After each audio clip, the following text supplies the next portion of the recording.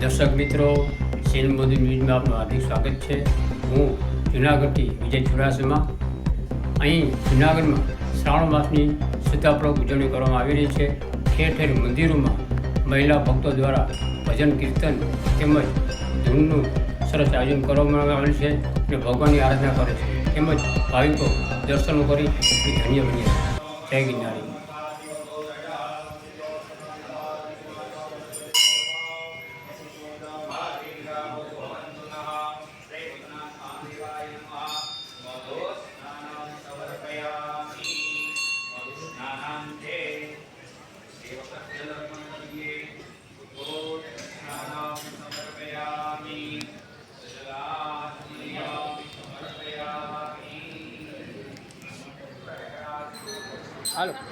બોલો કૃષ્ણ કનૈયા લાલ કી જય, દ્વારિકાધીશની જય, હનુમાન દાદાની જય.